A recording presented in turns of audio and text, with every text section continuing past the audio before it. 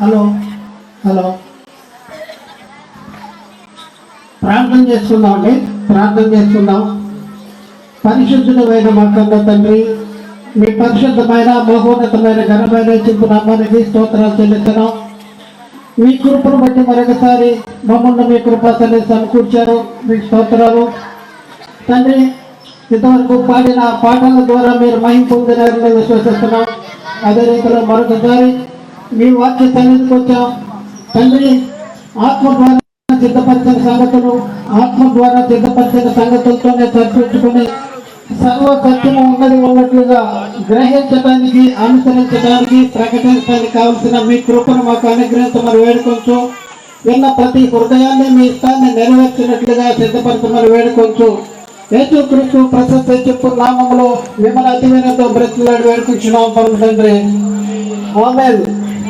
ప్రభునందు ప్రియ పరిశుద్ధ దేవుని కుమారులారా, దేవుని కుమార్తెలారా, యేసుక్రీస్తు ప్రశస్త చెప్పు నామములో మీ అందరికీ వందనాలు. అలాగే వేదికను అలంకరించినటువంటి మరి అధ్యక్షుల గారికి, అలాగే సంఘ పెద్దలకు, అలాగే సంఘ కాపర్లకు, ప్రతి ఒక్కరికి యేసుక్రీస్తు ప్రశస్త చెప్పునామంలో నా నిండైన వందనాలు. అలాగే దేవునికి స్తోత్రాలు.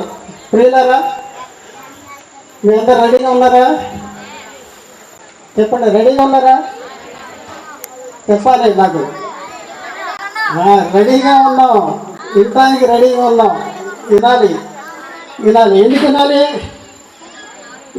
చెప్పండి. ఇది ఈరోజు మనం నేర్చుకునే అంశం ఏంటి?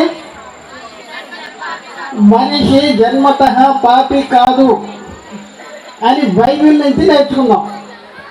కానీ నేటి క్రైస్తవ సమాజంలో బోధించుతున్న బోధ ఏంటి? మనిషి జన్మత పాపి, మనిషి పుట్టుకతోనే పాపి, మనిషి పాపము చేయకపోయినా పాపిగా మారిపోతున్నాడు అనేది బోధిస్తూ ఉన్నటువంటి పరిస్థితి.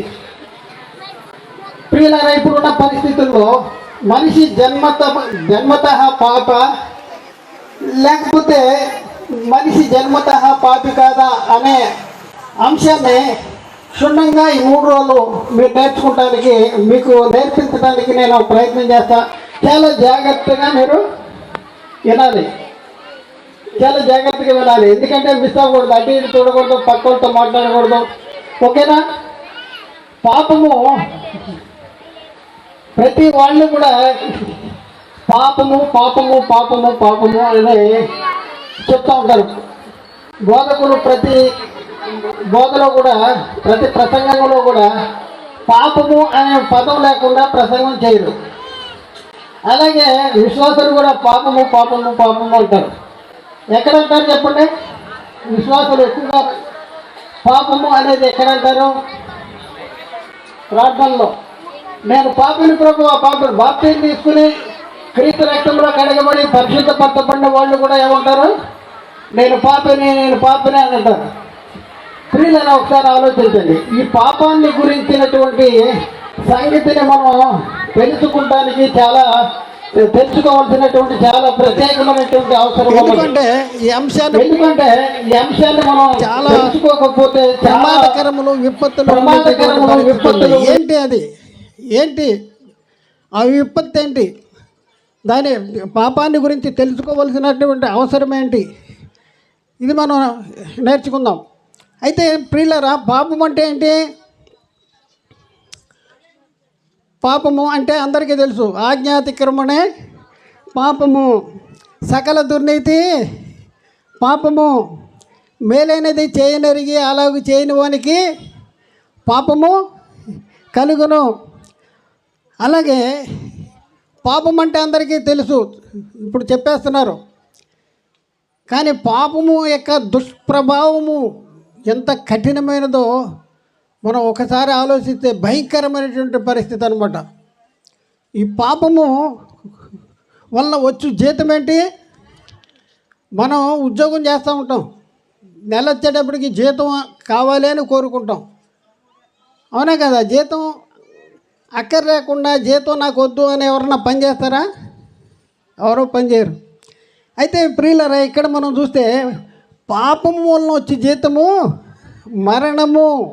రోమపత్రిక 6:23లో ఏలైనగా పాపము వల్ల వచ్చి జీతము మరణము అంటాడు. అలాగే పాపము చేయి ప్రతివాడు ఆజ్ఞను అతిక్రమించును, ఆజ్ఞాతిక్రమమే పాపము అనేసి లేఖనాల్లో ఉన్నాయి. ఇంకా మనం చూస్తే పాపము ఎందుకు ఆరోపించబడుతుంది, లేకపోతే మరణం అనేది ఎందుకు వస్తుంది అనేసి లేఖనాన్ని మనం ప్రశ్నిస్తే లేఖనం చెప్పే సమాధానం ఏంటంటే రోమపత్రిక 5:12 అక్కడ ఉన్న మాట ఏంటంటే, ఇట్లుండగా ఒక మనిషిని ద్వారా పాపము ద్వారా మరణము లోకములోనికి ఎలాగో ప్రవేశించనో అలాగుననే మనుషులందరూ ఏమి చేసినందున, మళ్ళీ అదే చదవండి, అండర్లైన్ చేసుకోవాలి, అదే అండర్లైన్ చేసుకోవాలి. బోధకులు కానీ విశ్వాసులు కానీ అది అండర్లైన్ చేసుకోవాలి. ఏమి చేసినందున, పాపము చేసినందున. పాపము చేయకపోయినా మరణం అందరికీ సంప్రాప్తిస్తుందా? పాపము చేసినందున మరణం అందరికీ వస్తుందా? పాపము చేసినందున. పాపము చేస్తే పాపం వస్తుంది.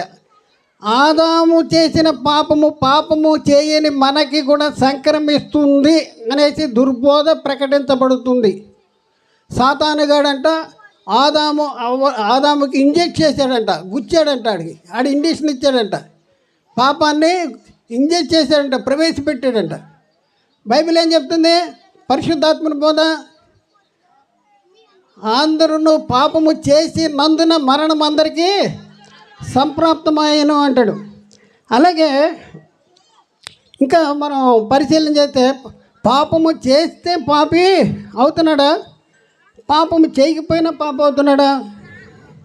రోమపత్రికలో 3:23 రోమపత్రిక 3:23 ఏ భేదము లేదు, అందరూ పాపము చేయకపోయినా, అదే ఉందా అక్కడ, అందరూ పాపము చేయకపోయినా అని ఉందా? అందరూ పాపము చేసి దేవుడు అనుగ్రహించు మహిమను పొందలేకపోతున్నాడు. అంటే పాపము చేసినందున అనేసి బైబిల్లో రాయబడింది. పాపము చేస్తే పాపిగా మారుతున్నాడు. అయితే ప్రియులరా, ఒకసారి ఆలోచించుకోండి. అయితే ఈ పాపాన్ని గురించి మనం పరిశీలన చేస్తే మనుషులందరూ పాపం చేస్తాం వలన ఒక మనిషిని ద్వారా పాపం ద్వారా మరణము లోకంలోనికి ఎలాగో ప్రవేశించను, అలాగే మనుషులందరూ కూడా పాపము చేసినందున మరణము అందరికీ సంప్రాప్తమైంది. పాపము చేస్తాం వలన మరణం అనేది వస్తుంది. అవునంటారా కాదంటారా? బైబిల్ కరెక్ట్ ఉందా? పరిశుద్ధాత్మల బోధలో కరెక్ట్ ఉంది. అయితే ప్రియులరా, ఒకసారి ఆలోచించుకోండి. ఈ పాప క్షమాపణ అనేది చింతపండు, ఉప్పు, బెల్లం దుకాణాల్లో కొనుక్కుంటారు కదా, అలా కొనుక్కుంటే వచ్చేదా? పాప క్షమాపణ ఎలా జరుగుద్ది? ఒకసారి ఆలోచించుకోండి. పాప క్షమాపణ గురించి మనం ఆలోచిస్తే, ఎవడును ఏ విధము చేతనైనను తన సహోదరుని ప్రాణము విమోచించలేడు, వాడు కుళ్ళు చూడకుండానట్లు వాని ప్రాణ విమోచన క్రయధనము అతి గొప్పది, అది ఎన్నటికి తీరకాట్లు ఉండవలసినదే. కీర్తన 49:7-9 ఎవడును ఏ విధము చేతనైనను తన సహోదరుని విమోచింపలేడు, వాడు కుళ్ళు చూడక నిత్యము బ్రతుకున్నట్లు వాని నిమిత్తము దేవుని సన్నిధిలో ప్రాయశ్చిత్తము చేయగలవాడు ఎవడూ లేడు. వాని ప్రాణ విమోచన క్రయధనము అది గొప్పది, అది ఎన్నటికీ పాపాలని క్షమించటానికి ఈ లోకములో ఉన్నటువంటి ఏకైక మార్గం ఏంటి? క్రీస్తు రక్తము నందలి విశ్వాసము ద్వారా మనుషులు నీతిమంతులుగా తీర్చబడుతున్నారు. కాబట్టి ప్రియులారా, పాప క్షమాపణ అనేది బయట ఎక్కడ అంగళ్ళలో దొరికేది కాదు. ఒకసారి ఆలోచించుకోండి. ఇంకా మనం పరిశీలన చేసుకుంటే ఈ పాప క్షమాపణ యొక్క ప్రభావం ఏంటంటే, మీ దోషములు మీకును మీ దేవునికి అడ్డుగా ఉంటున్నాయి.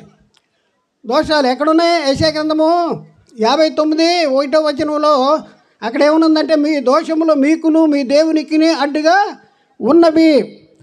పాపము గురించి మనం ఆలోచిస్తే పాపం యొక్క దుష్ప్రభావం ఏంటంటే ఆత్మ సంబంధమైన మరణానికి లోనేటటువంటి పరిస్థితి. పాపము ఆత్మ సంబంధమైన మరణం.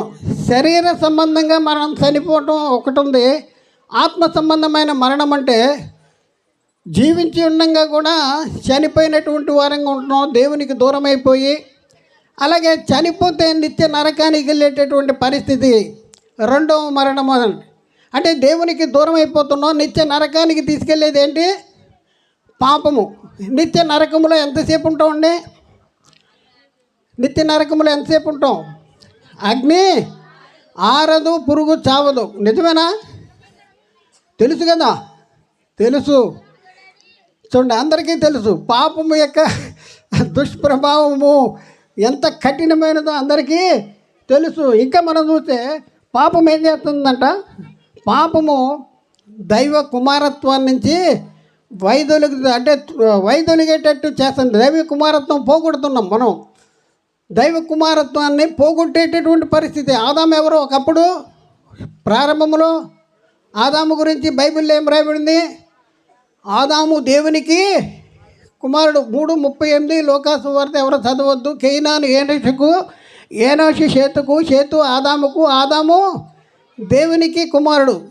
ఆదాము దేవుని ఆజ్ఞను అతిక్రమించడం ద్వారా ఆ కుమారత్వాన్ని పోగొట్టుకున్నాడు. ఇప్పుడున్న పరిస్థితుల్లో మనం చూస్తే పాపం ఎంత దుష్ప్రభావంతో కూడింది అనేసి మనం ఒకసారి ఆలోచించుకోవాల్సిన అవసరం ఉంది. అలాగే ప్రియులారా, మరి ఒకసారి ఆలోచించండి. అయితే పాపము పాపము పాపము పాపము పాపము అంటున్నారు.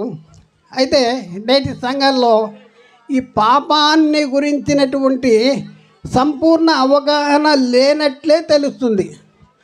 ఇటు జన్మ పాపము ఉన్నది అనే వాళ్ళల్లో కూడా పాపాన్ని గురించి సంపూర్ణ అవగాహన లేదు. జన్మ పాపము లేదు అనే వాళ్ళకు కూడా పాపాన్ని గురించినటువంటి సంపూర్ణ విశ్లేషణ అనేది చేయలేకపోతున్నారు. ఇద్దరికీ తెలవట్లా అసలు పాపం యొక్క ఉనికి, దాని ప్రారంభం ఎక్కడ. నేను మనుషుల గురించి చెప్తుంటే ఒక ఆయన అంటాడు పరలోకంలో దేవదూతల పాపం. ఈ దేవదూతల పాపం గురించి మాట్లాడుతున్నావు ఇక్కడ? ఏం మాట్లాడుతున్నావు? అతికి తెలివి ఉంటే అదే. పాపము ఎక్కడ ప్రారంభమైంది? భూలోకంలో. ఎవరి ద్వారా? ఒక మనిషిని ద్వారా. ఇప్పుడే చదివా. ఒక మనిషిని ద్వారా పాపము, పాపం ద్వారా మరణము లోకంలోనికి ఎలాగో ప్రవేశించనో ఆ తర్వాత అందరూ పాపము చేసినందున మరణం అనేది అందరికీ వచ్చింది. పాపము యొక్క ఉనికి, దాని ప్రారంభము ఎక్కడ, పాపానికి మూలమేంటి, పాపము ఆరోపించబడటానికి కారణమేంటి, ఇది మనం ఈరోజు తెలుసుకోవాల్సిన అవసరం ఉంది. ప్రియులారా, ఒకసారి ఆలోచించండి. అయితే అందరూ చెప్తున్నది ఏంటంటే ఆదాము కాడి నుంచే లెక్కేస్తున్నారు. ఆదాముని అపవాది వచ్చి ఆజ్ఞ అతిక్రమించేలాగా చేశాడు. కాబట్టి ఆదాము తప్పిపోయాడు, ఆదాము పాపిగా మారిపోయాడు. ఆ కాడి నుంచి ఆదాము కాడి నుంచి పుట్టిన పిల్లలందరూ కూడా పాపం చేయకపోయినా కూడా పాపులుగానే అయిపోతున్నారు అనే చెప్తున్నారు. అబ్బో తప్పు. ఎందుకు తప్పు ఇప్పుడు మనం నేర్చుకుందాం. అయితే ప్రియులరా, పాపము యొక్క ఉనికి, దాని స్వభావము, పాపము ఎప్పుడు ప్రారంభించబడింది, పాపము యొక్క ప్రభావం ఏంటి, ఇవన్నీ మనం నేర్చుకుందాం. ప్రియులరా, ఒకసారి ఆలోచించండి. పాపం యొక్క ఉనికి, దాని ప్రభావాన్ని మనం తెలుసుకోవాలన్నప్పుడు పాపము మనిషి జన్మతః పాపి అని అంటున్నాం. ఎవరు పాపి? జన్మతః పాపి అంటే ఎవరు పాపి? అసలు మనిషి గురించి మనం చాలా లాస్ట్ ఇయర్ కూడా మనం చెప్పుకున్నాం, కిందటి సంవత్సరం. మనిషి అందరి పురుషుల కలయిక, బాహ్య పురుషుడు, ఆంతరిక పురుషుడు. మనిషి ఇద్దరు పురుషుల కలయిక. కొరింథీ పత్రిక పౌలు కొరింథీకి రాసిన 2వ పత్రిక 4వ అధ్యాయంలో 16వ వచనంలో మా బాహ్య పురుషుడు కృషించుతున్నను, ఆంతర్య పురుషుడు దినదినము నూతనపరచబడుతున్నాడు. ఇద్దరు పురుషుల కలయిక. ప్రియులారా ఒకసారి ఆలోచించండి. బాహ్య పురుషుడు, ఆంతర్య పురుషుడు. ఇక్కడ మనం ఆలోచిద్దాం. బాహ్య పురుషుడు ప్రారంభం ఎప్పుడు, ఆంతర్య పురుషుడు ప్రారంభం ఎప్పుడు, ఆంతర్య పురుషుడు ఆయన ప్రారంభం అనేది ఎలా జరిగింది, బాహ్య పురుషుడి యొక్క ప్రారంభం ఎలా జరిగింది. ఈ పాప స్వభావం అనేది బాహ్య పురుషుల్లో ఉందా, ఆంతర్య పురుషుల్లో ఉందా? చాలా జాగ్రత్తగా ఆలోచించండి. పాప స్వభావం అనేది ఎవరిలో ఉంది? బాహ్య పురుషుల్లో ఉందా, ఆంతర్య పురుషుల్లో ఉందా? ఎవరిలో ఉంది? ఇది తెలుసుకోవాల్సిన అవసరం మనకుంది. దీనికంటే ముందు నేను అంటే ఎవరు? నేను అంటే బాహ్య పురుషుడా, ఆంతర్య పురుషుడా? మీకు అందరికీ తెలుసు కదా ఎవరు నేనంటే. ఆంతర్య పురుషుడు. ఇదేంటి నా తల అంటున్నావు, నా ముక్కు అంటున్నావు, నా చొక్కా అంటున్నావు, నా ఇల్లు అంటున్నావు. ఎవరు నువ్వు? ఎవరు? నా ఒంట్లో ఏం బాగాలేదండి అంటున్నావు. నా ఒంటిలో బాగాలేదంట. ఎవరు నువ్వు అంటే వాడే ఆత్మ, వాడే ఆంతర్య పురుషుడు. బాహ్య పురుషుడు, ఆంతర్య పురుషుడు అంటాం. ఆంతర్య పురుషుడే ఆత్మ.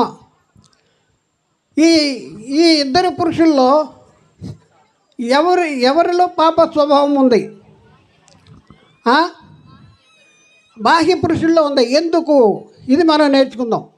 ఒకసారి ఆలోచించండి. ఆంతర్య పురుషుడి గురించి ఆలోచిద్దాం. మీరు బాహ్య పురుషుల్లో పాప స్వభావం ఉందంటున్నారు. మరి ఆంతర్య పురుషుల్లో పాప స్వభావం ఉందా లేదా? ఉంటే ఎందుకు ఉంది, లేకపోతే ఎందుకు లేదు? దీని గురించి మనం తెలుసుకుంటానికి ప్రయత్నం చేద్దాం.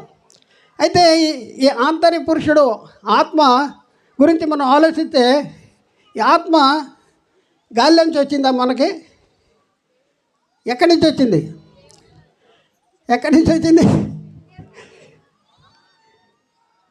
ఆత్మ ఎక్కడి నుంచి వచ్చింది? ఆత్మ ఎక్కడుండేది? ఆత్మ ఈ మట్టి బొమ్మలోనికి దేవుడైన యెహోవా 2 ఏళ్ళు దేవుడైన యెహోవా నేల మట్టితో నన్ను నిర్మించి వాని నాసికారంధ్రాల్లో జీవవాయు ఊదగా నరుడు జీవాత్మ అని అంటాడు. మట్టి బొమ్మను చేశాడు.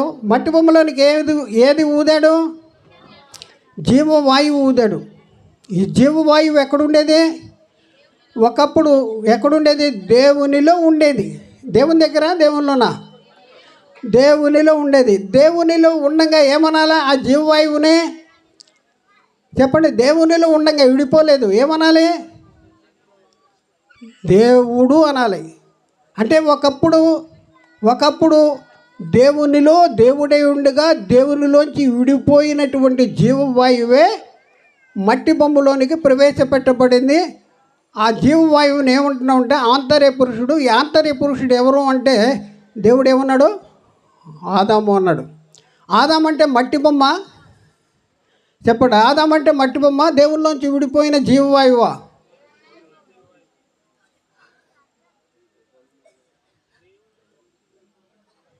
దేవుడు ఊదాడు, ఊదితే ఊడిపోయింది. అంత తెలివి లేకుండా మాట్లాడితే కుదరదు. విడిపోయిందా లేదా దేవుళ్ళలోంచి? ఈ వాయువు ఎక్కడుంది? నాలో ఉంది. నాలోంచి విడిపోయిందా? బయటకు వచ్చిందా? ఒకప్పుడు ఎక్కడుండేది? దేవునిలో దేవుడే ఉండగా దేవుళ్ళలోంచి విడిపోయిన జీవవాయువే ఆదాము. ఆ తర్వాత ఒక్క నుండి ప్రతి మనుషులు కూడా మనం ఈ లోకానికి ఒకరి తర్వాత ఒకరు రంగప్రవేశం జరిగించాం. అంటే ఆత్మ ఒకప్పుడు దేవుల్లో ఉండేది. ఆత్మ దేవునిలో ఎలా ఉండేదంటే దేవునిలో దేవుడే ఉండేది. దాని గురించి మనం చెప్పాము. ఆదికాండము 2వ అధ్యాయం 7వ వచనం చదివాం ఇప్పుడు. అయితే ప్రియులరా, మరొక ప్రశ్న వేద్దాం. అయితే దేవునిలో దేవుడే ఉండగా విడిపోయిన ఆత్మ ఆంతర్య పురుషుడైతే ఆత్మ యొక్క స్వభావం ఏంటి? పాప స్వభావమా?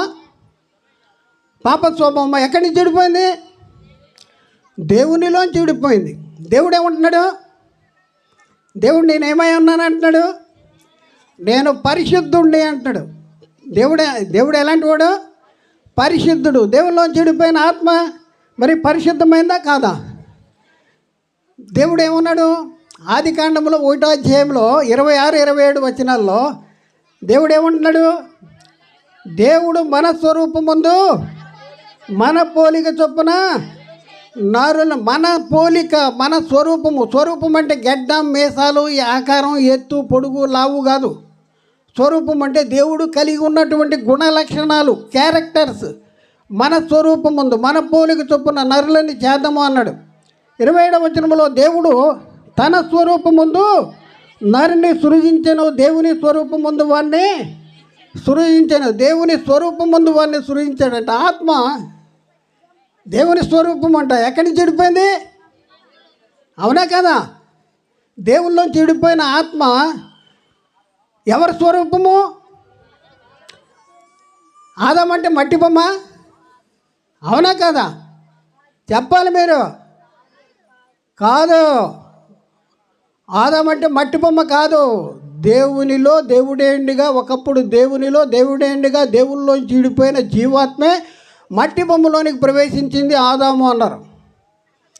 నేను చచ్చిపోయాను అనుకోండి, రంగారావు గారు వెళ్ళిపోయారండి, లేరండి అంటారు. ఉన్నాడు కదా పెట్టిలో, వాడెవడు వెళ్ళిపోయినోడే రంగారావు. ఇది రంగారావు గారి ఏమంటారు చెప్పండి?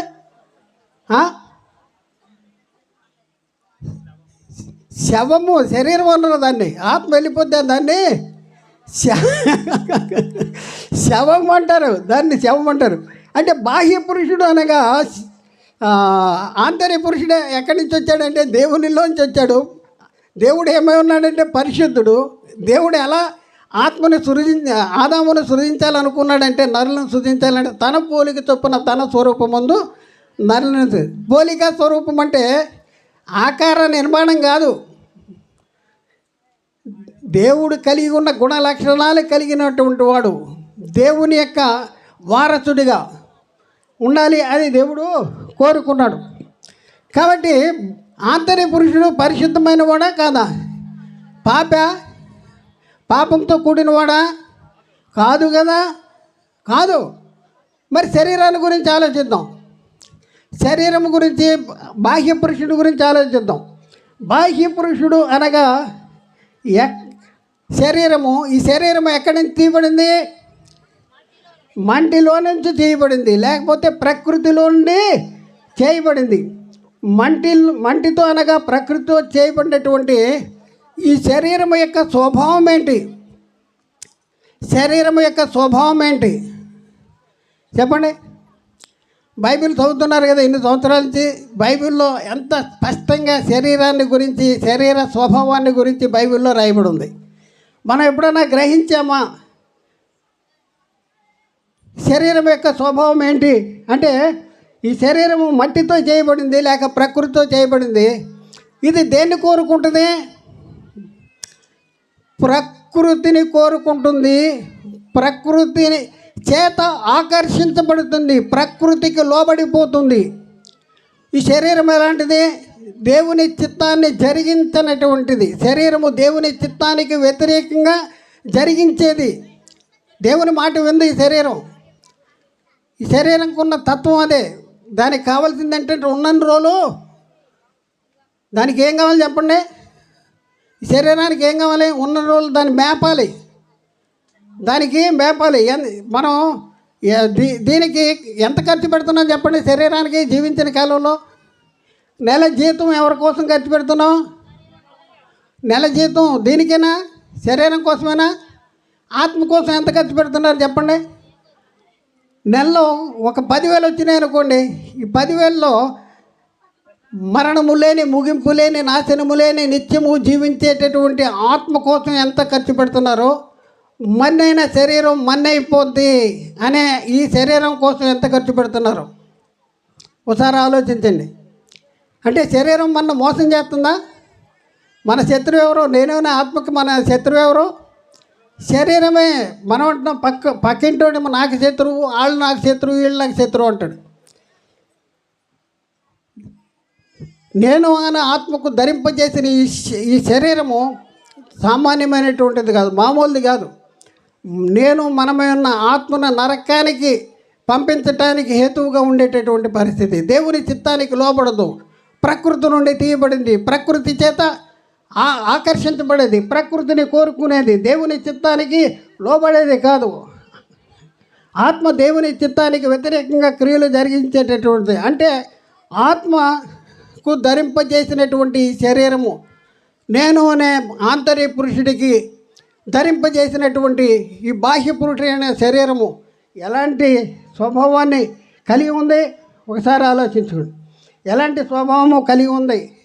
దేవునికి లోబడదు. ఆత్మ చెప్తూ ఉంటుంది, ప్రేయర్ ఉంది, వెళ్ళాలి అంటే దానికంటే ఎక్కువ ఈరోజు మటన్ పెట్టరు, ఇక్కడ ఆఖరి రోజు మటన్ పెడతారు, ఆఖరి రోజు వెళ్దాం, మటన్ పార్టీ ఉంది అక్కడికి వెళ్ళు, పలానాది ఉంది అక్కడికి వెళ్ళు ఉంటుంది శరీరం. మీలో ఎప్పుడైనా సంఘర్షణ జరుగుతూ ఉంటుందా? ఎక్కడికి వెళ్ళాలి?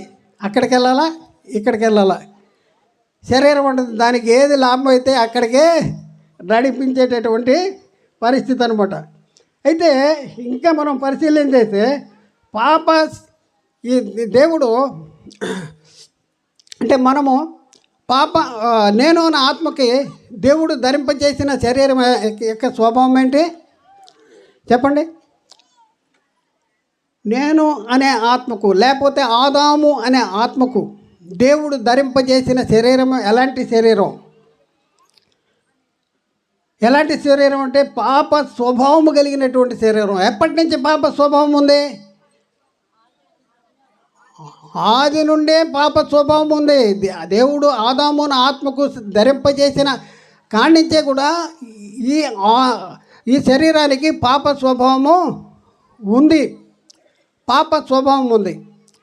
అయితే మనం పరిశీలన చేస్తే అయితే ఈ పాప స్వభావము ఆదాముకి దేవుడు ధరింపజేసిన శరీరం పాప స్వభావం ఉంది.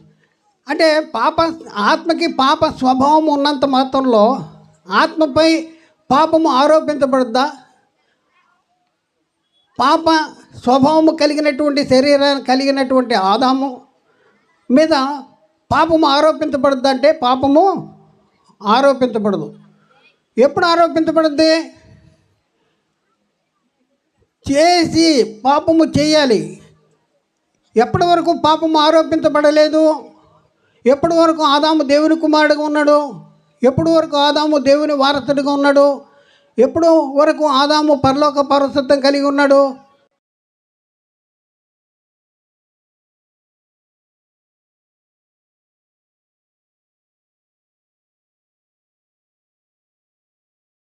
ఆత్మ సంబంధం నేను అనే ఆత్మకి ధరింపజేసినటువంటి శరీరము పాప స్వభావము కలిగినట్టు శరీరం ఉన్నా కూడా ఆదాము అనే ఆత్మ మీద పాపము ఆరోపించబడదు. ఎప్పుడైతే దేవుని ఆజ్ఞను అతిక్రమించాడో అప్పటి నుంచి పాపం అనేది ఆరోపించింది. ఒకసారి ఆలోచించండి, ఆదాము అనే ఆత్మకి ఆజ్ఞ ఇచ్చాడా లేదా? ఆజ్ఞ ఇచ్చాడా లేదా? ఏమిచ్చాడు ఆజ్ఞ చెప్పండి?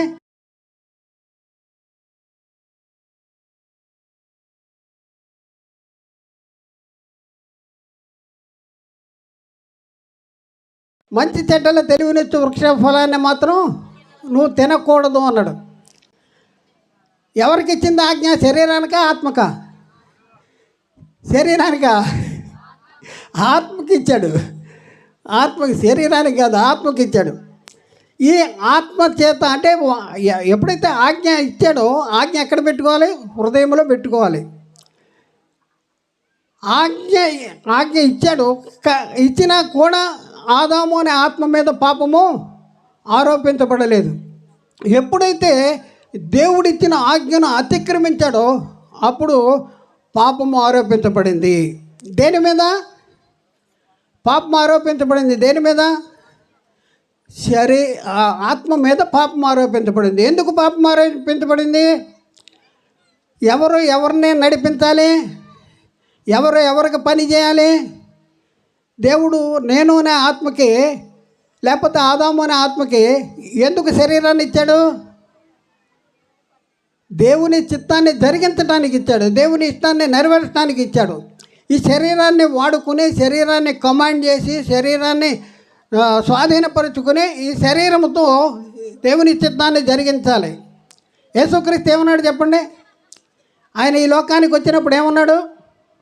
బలులు అర్పణలు నీవు కోరువాడు కాదు, పాప పరిహారార్థ బలు నీవు కోరువాడు కాదు, నీవు నాకు ఒక శరీరాన్ని అమర్చితివి దేవా, ఇదిగో నీ చిత్తాన్ని నెరవేర్చడానికి వచ్చిన్నాను. పౌలు ఏమంటున్నాడు?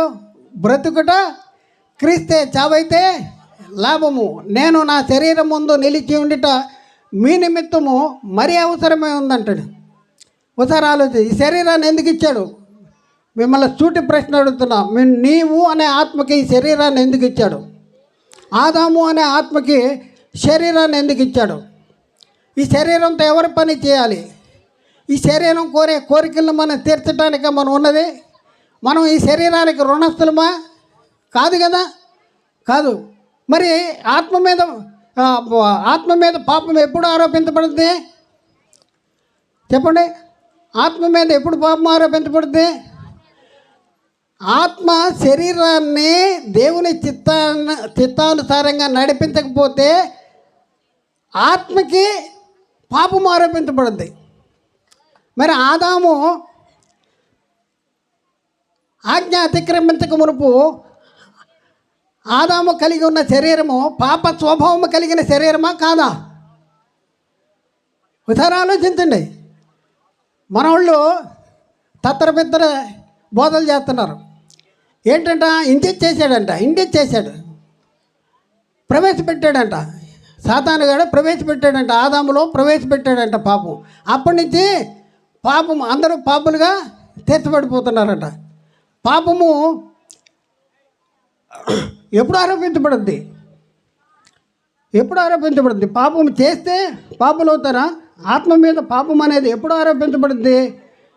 ఆత్మకు ధరింపజేసిన శరీరము తప్పు చేస్తే ఆత్మ మీద పాపం ఆరోపించబడుద్ది. ఆదామును ఆత్మకు పాప స్వభావము గల శరీరాన్ని ధరింపజేసినా కూడా ఆదామును ఆత్మకు పాపం అనేది ఆరోపించబడలేదు. ఎప్పుడైతే ఆజ్ఞను అతిక్రమించాడో, దేవుడు చేయమన్న పనిని శరీరముతో చెయ్యలేదో, శరీరాన్ని చేపించలేదో, శరీరాన్ని నడిపించలేదో. చూడండి, గుర్రం వెళ్తుంది కదా, గుర్రం వెళ్ళేటప్పుడు గుర్రానికి ఏం కడతారు చెప్పండి? ఇంకా కళ్ళెం కడతారంట, అది ఓకే. ఇంకా గంతలు కూడా కడతారంట. నువ్వు కూడా ఏం చేయాలి? ఈ శరీరానికి చూసిన ప్రతి దాన్ని కోరుకుంటుంది. ఇది మామూలుది కాదు ఈ శరీరానికి ఏం చేయాలి? ఆత్మ చేత శరీర క్రియల్ని చంపాలి. నోర్మూయి వాక్ అంటండి. నేను 5 రోజులు ఉండాలండి ఇక్కడికి అంటే శరీరం ఉంటుంది. 5 రోజులు ఉంటావా? 2 రోజులు వెళ్ళు అంటుంది. నేను అన్నా నోర్మూయి వాక్ అన్నా. ఒంట్లో బాగాలేదు కదంటే, బాగపోతే ఈడ్చుకెళ్తాను నిన్నన్నా. ఈడ్చుకెళ్ళి అక్కడ కూర్చోబెడతాను, కూర్చున్నాను చెప్తాను, పద నువ్వు అన్న. టికెట్లు బుక్ అవ్వలేదు కదా అంటుంది. బుక్ అవుతే ఇంకా టైం ఉంది, 4 రోజులు ఉంది. అన్నీ ఆర్ఏసీలు ఉన్నాయి, ఇంకా కన్ఫర్మ్ అవ్వాలా. అవుతాయి, నేను వెళ్ళాలి. ఏం చేయాలి చెప్పండి? మీరు ఏం చేయాలి చెప్పండి? మీ శరీరాన్ని కమాండ్ చేయాలి. ఇది మోసం చేస్తుంది. మొన్నే ఆదామును మోసం చేసింది. ఆదాము పాపము చేసిన తర్వాత, ఆదాము దేవుని ఆజ్ఞను అతిక్రమించిన తర్వాత, ఆదాముని సాతాను మోసం చేసిన తర్వాత నుంచే అందరూ పాపులుగా అయిపోతున్నారంట. అట్లా కాదు, సిద్ధాంతాన్ని నేర్చుకోవాలి. దేవుడు ఆదాముకు ధరింపజేసినటువంటి శరీరమే పాప స్వభావం. ఆ శరీరంలో పాప స్వభావం ఉంది. ఇది అందరూ నేర్చుకోవాలి. జన్మ పాపము ఉన్నది అనేవాళ్ళు నేర్చుకోవాలి. మనిషి జన్మ పాపి కాదు అనేవాళ్ళు కూడా నేర్చుకోవాలి. ఇక్కడ రావాలి. ఆదాము దగ్గరే ఆగిపోద్దు. ఆదాము కానించి కిందకి రావద్దు, ముందుకెళ్ళు. ఆదాము ఎందుకు పాపం చేశాడు?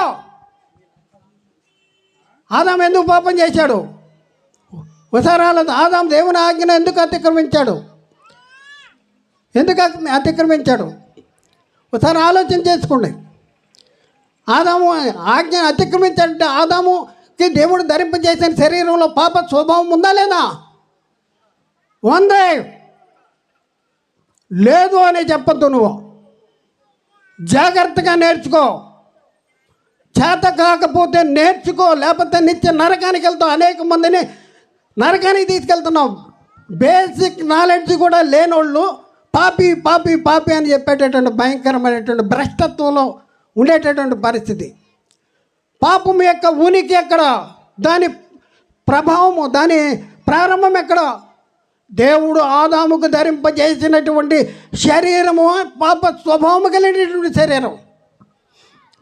ఆదాముకి ఇచ్చినటువంటి ఈ శరీరంలో పాప స్వభావము లేకపోతే దేవుడు అక్కడ మంచి చెడ్డలను తెలివినిచ్చే వృక్షఫలాన్ని పెట్టేవాడు కాదు. దేవుడు వాళ్ళకి ఆజ్ఞ ఇచ్చేవాడు కాదు. ఆజ్ఞ ఎందుకు ఇచ్చాడు? ఒకవేళ ఆ పాప స్వభావము లేకపోతే ఆదాము ఎందుకు తప్పు చేశాడు? సాతాను చెప్తున్నారు. మీరు నేర్చుకోవలసిన అవసరం ఉంది. నేను ఆయన ఆత్మకి పాప స్వభావము లేదు. మరి పాప స్వభావం దేనిలో ఉంది? శరీరములో ఉంది. ఎప్పటి నుంచి ఉంది? ఆదాము పాపం చేసినప్పుడు కాదా? ఆదామును దేవుడు సృజించినప్పుడే ఆదామును ఆత్మకు దేవుడు ధరింపజేసిన ఆ శరీరంలోనే పాప స్వభావము సత్యానికి లోబడేటటువంటి పరిస్థితి ఉంది. లోబడాలి. పెద్ద పెద్ద బోధకులు పిల్లిగంతలేస్తున్నారు. వాళ్ళకి ఎవడో నేర్పించాడు. మరి వీళ్ళకి తెలివి లేదా? వీళ్ళు పరిశీలించరా?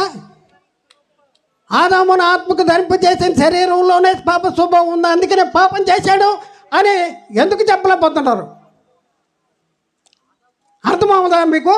ఎవడో చెప్పిన బోధ తిని అక్కడే ఆగిపోతావా? ఎందుకంటే ప్రకృతి నుండి తీయబడింది. ప్రకృతిని కావాలని కోరుకుంటుంది. ప్రకృతి చేత లోపరచబడేటటువంటి పరిస్థితి ఉంది. కాబట్టి ప్రియులారా ఒకసారి ఆలోచించండి. మరి ఇప్పుడున్న పరిస్థితుల్లో మనం పరిశీలన చేస్తే పాపము ఆరోపించబడాలంటే ఏమేం కావాలి? అనుకూల పరిస్థితులు. పాపము ఆరోపించబడాలంటే ఏం కావాలి? ఆజ్ఞ ఇచ్చేవాడు ఉండాలి, ఆజ్ఞ ఉండాలి, ఆజ్ఞ పొందుకునేవాడు ఉండాలి. ఆజ్ఞ పొందుకున్నవాడు అతిక్రమించిన వాడిగా ఉండాలి. అవునా కాదా? మన చట్టాలు ఉన్నాయి కదా, మన చట్టాలు ఉన్నాయి. ఎవరినైనా ఏదైనా చేస్తే పోలీసు వాళ్ళు వాళ్ళ ఇంటికి వస్తారా లేదా? అందరి ఇంటికి వెళ్తారా? ఎందుకు వెళ్తారా?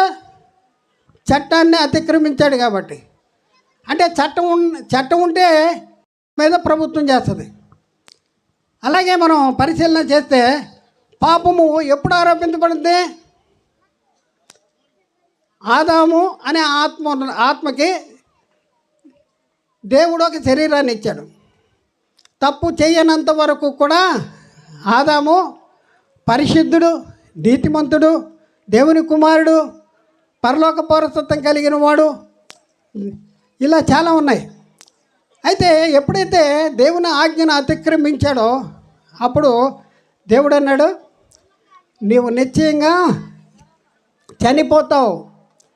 ఆ రోజే ఆత్మ సంబంధమైన మరణానికి లోనయ్యాడు. ఆజ్ఞ ఉంది, ఆజ్ఞ ఇచ్చేవాడు ఉన్నారు, ఆజ్ఞ ఉంది, ఆజ్ఞ తీసుకున్నాడు, అతిక్రమించలేదు. పాపం ఆరోపించబడద్దా? ఎప్పుడు ఆరోపించబడుద్ది? అతిక్రమిస్తేనే పాపము ఆరోపించబడుద్ది. కాబట్టి ప్రియులారా ఆలోచించండి. పాపం అంటే ఏంటి తెలియనటువంటి బేసిక్ నాలెడ్జ్ లేని వాళ్ళు బోధకులుగా, అగ్ర బోధకులుగా ఉండటం వలన జరిగే ప్రభావం ఏంటంటే వాళ్ళ కింద వాళ్ళందరూ కూడా మరి అదే పాట పాడేటటువంటి పరిస్థితి. పాపం అంటే ఏంటంటే ఆజ్ఞాతిక్రమణ పాపము. పాపము చేయి ప్రతివాడు ఆజ్ఞ అతిక్రమిస్తాడంట. పాపము వలన వచ్చి జీతము మరణము అనేసి చెప్పబడింది. కాబట్టి ఆలోచించేయండి. మరి ఇప్పుడున్న పరిస్థితుల్లో మనకు పుడుతున్నారు కదా, మనకు పుడుతున్నారు కదా, ఈ పుట్టిన పిల్లోళ్ళు పుడుతున్నారు. పిల్లవాడు ఆత్మ పాప స్వభావం కలిగిందా, పరిశుద్ధమైందా? పుట్టిన పిల్లవాళ్ళు ఆత్మ పాప స్వభావం అంటే పాపము మనిషి జన్మతః పాపి కాదు అనేసి మనం తేల్చి చెప్పాం. ఏంటంటే పాప స్వభావము శరీరంలో ఉన్నంత మాత్రంలో మనిషి జన్మతః పాపి కాదు. ఆదాము ఉన్నాడు. ఆదాము శరీరం పాప స్వభావం కలిగిన శరీరం ధరించుకున్నా సరే ఆదాముని ఆత్మకు పాపం అనేది ఆరోపించబడలేదు. అయితే ఇప్పుడున్న పరిస్థితుల్లో ఆదాము పాపం చేశాడు కనుక ఆదాము తర్వాత పుట్టిన పిల్లలందరూ కూడా పాపులుగా పుడుతున్నారు, పాపులైపోతున్నారు అనేసి చెప్తూ ఉన్నారు. ఇది నిజమేనా? ఆదాము పాపం చేశాడు. ఆదాము పాపం చేశాడు.